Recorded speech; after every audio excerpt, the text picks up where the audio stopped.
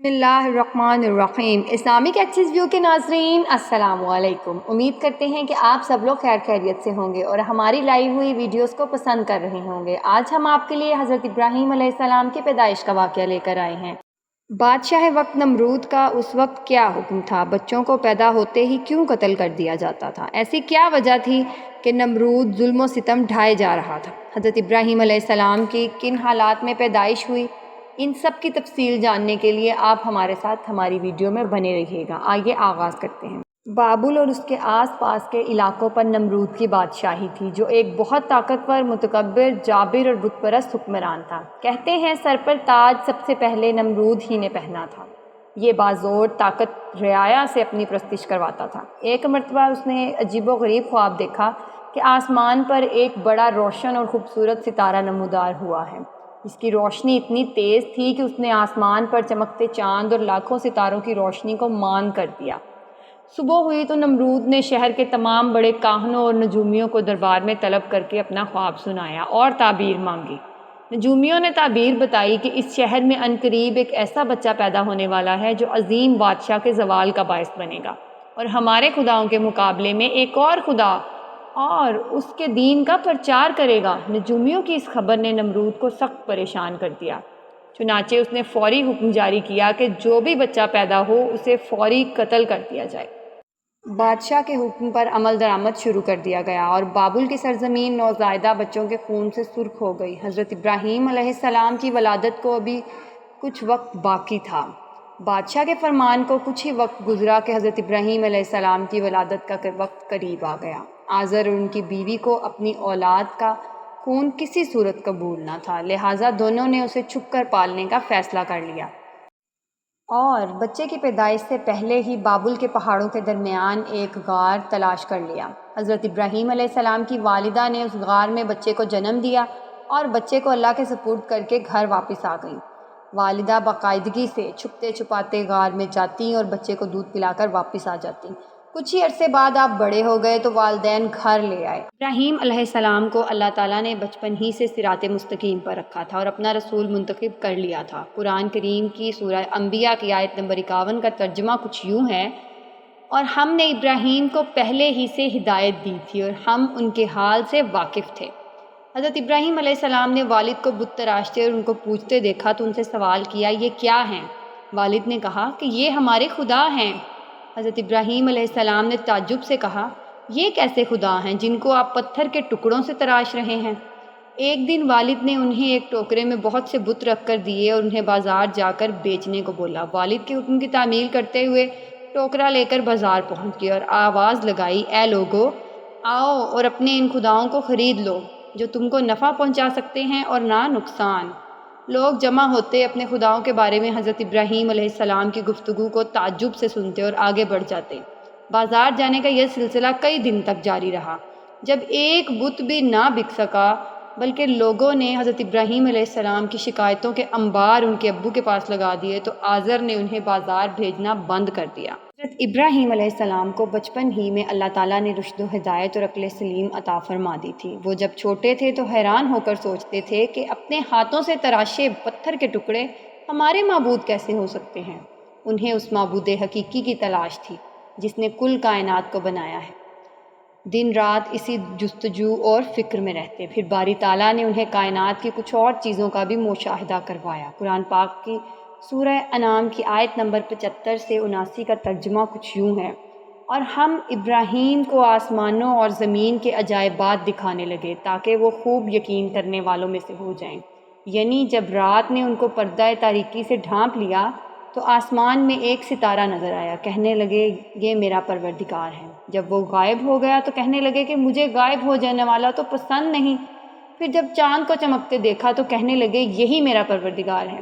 لیکن جب وہ بھی چھپ گیا تو بول اٹھے کہ اگر میرا پروردگار مجھے سیدھا راستہ نہیں دکھائے گا تو میں ان لوگوں میں سے ہو جاؤں گا جو بھٹک رہے ہیں۔ پھر جب صبح سورج کو دیکھا کہ وہ آسمان پر جگمگا رہا ہے تو کہنے لگے میرا پروردگار یہ ہے، یہ سب سے بڑا ہے۔ مگر جب وہ بھی غروب ہو گیا تو کہنے لگے لوگو، جن چیزوں کو تم اللہ کا شریک بناتے ہو میں ان سے بیزار ہوں، یہ ڈوبنے اور غائب ہونے والے میرا رب نہیں ہو سکتے۔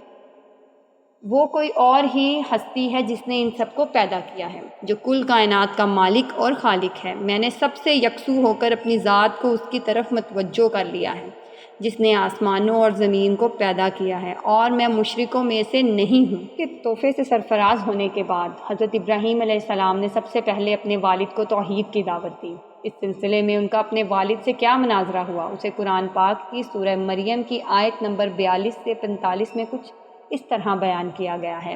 اور جب ابراہیم نے اپنے والد سے کہا کہ ابا، ایسی چیزوں کو کیوں پوچھتے ہو جو سن سکتی ہیں اور نہ دیکھ سکتی ہیں اور نہ ہی آپ کے کچھ کام آ سکتی ہیں؟ ابا، مجھے ایسا علم ملا ہے جو آپ کو نہیں ملا، تو آپ میرے ساتھ ہو جائیے، میں آپ کو سیدھی راہ پر چلا دوں گا۔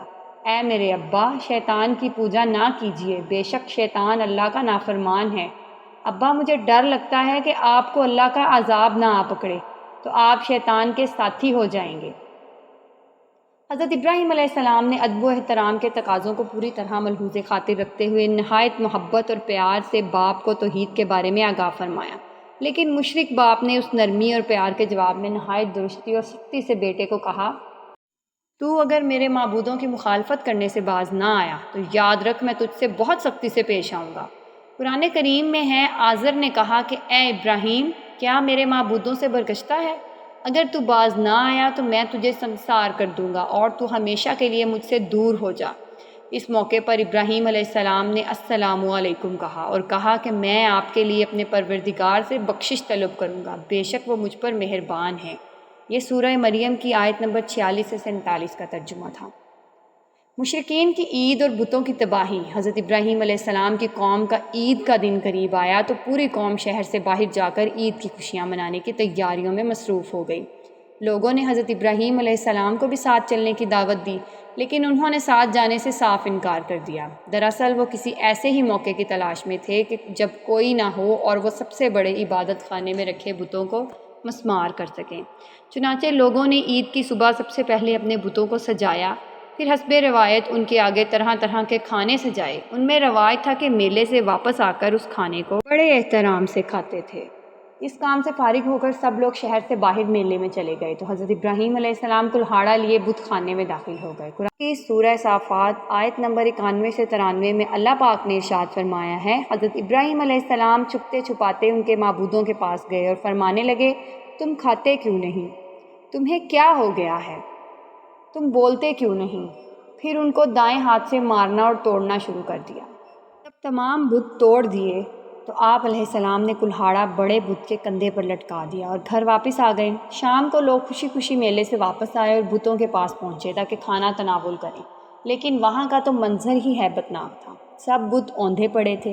یہ منظر دیکھ کر وہ غصے سے پاگل ہو گئے۔ ان میں سے بہت سوں کو یقین تھا کہ یہ کام ابراہیم علیہ السلام ہی نے کیا ہوگا۔ قرآن پاک میں یوں ارشاد فرمایا گیا ہے، لوگوں نے کہا کہ ہم نے ایک نوجوان کو ان کا ذکر کرتے ہوئے سنا ہے، اسے ابراہیم کہتے ہیں۔ چنانچہ حضرت ابراہیم علیہ السلام کو بلایا گیا۔ جب آپ علیہ السلام آئے تو مشرکوں نے کہا، اے ابراہیم علیہ السلام، ہمارے معبودوں کے ساتھ تم نے کیا ہے؟ ابراہیم علیہ السلام نے کہا، یہ ان کے بڑے بت نے کیا ہوگا، اگر وہ بولتے ہوں تو ان سے پوچھ لو۔ انہوں نے اپنے دل میں غور کیا تو آپس میں کہنے لگے، بے شک ہم ہی ظالم ہیں۔ پھر شرمندہ ہو کر سر نیچے کر لیے اور بولے، تم جانتے ہو کہ یہ بولتے نہیں ہیں۔ ابراہیم علیہ السلام نے کہا، پھر تم اللہ کو چھوڑ کر کیوں ایسی چیزوں کو پوجتے ہو جو تمہیں کچھ فائدہ دے سکیں اور نہ نقصان؟ تف ہے تم پر اور جن کو تم اللہ کے سوا پوجتے ہو ان پر، کیا تم عقل نہیں رکھتے؟ سورہ انبیاء آیت 60 سے 67 کا ترجمہ۔ بتوں کو توڑنے کا عمل نمرود اور اس کی قوم کے نزدیک ناقابل معافی جرم تھا، لہٰذا انہوں نے فیصلہ کیا کہ حضرت ابراہیم علیہ السلام کو اتنی سخت اور عبرتناک سزا دی جائے کہ آئندہ کسی کو بتوں کی بے حرمتی کی ہمت نہ ہو۔ چنانچہ نمرود کے حکم پر خندق کھودی گئی، پھر قوم کے ہر فرد نے اس کام کو مقدس سمجھتے ہوئے اس میں لکڑیاں جمع کرنی شروع کر دی، یہاں تک کہ اگر کسی کا کوئی کام رکا ہوا تھا تو اس نے منت مانگی کہ کام ہو جائے تو ابراہیم علیہ السلام کو جلانے کے لیے لکڑی کا گٹھا دوں گا۔ خندق کے بھر جانے کے بعد اس میں آگ روشن کر دی گئی، پھر ایک منجنیق بنائی گئی جس کے ذریعے حضرت ابراہیم علیہ السلام کو رسیوں سے جکڑ کر آگ میں پھینک دیا گیا۔ اس موقع پر حضرت ابراہیم علیہ السلام نے کہا، ہمیں اللہ ہی کافی ہے اور وہی بہترین کارساز ہے۔